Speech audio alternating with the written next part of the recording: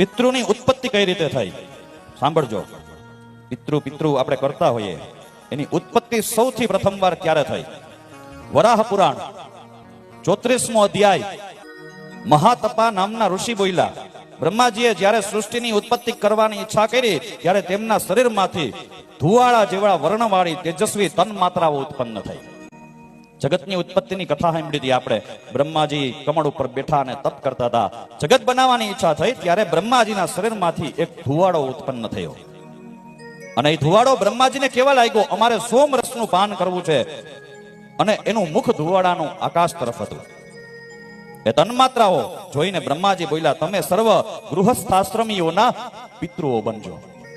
એ પિતૃએ કીધું, અમને જીવન ધારણ કરવા માટે કોઈ આસન આપો, કોઈ સાધન આપો, જેનાથી અમને સુખ થાય. ત્યારે બ્રહ્માજી બોલ્યા, અમાસ તમારી તિથિ હશે. આ તિથિએ મનુષ્ય દર્ભ, તલ અને જળથી તમારું તર્પણ કરશે, એટલે તમને તૃપ્તિની પ્રાપ્તિ થશે. એટલે અમાસ એ પિતૃઓ માટે શ્રેષ્ઠ દિવસ કહેવામાં આવ્યો.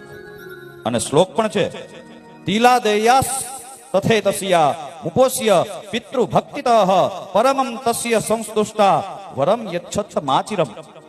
વરાહ પુરાણમાં 34મા અધ્યાયમાં પિતૃઓ સૌથી પહેલા ક્યારે ઉત્પન્ન થયા એની કથા. અને એનું સ્વરૂપ કેવું હતું કે ધુવાળા જેવું.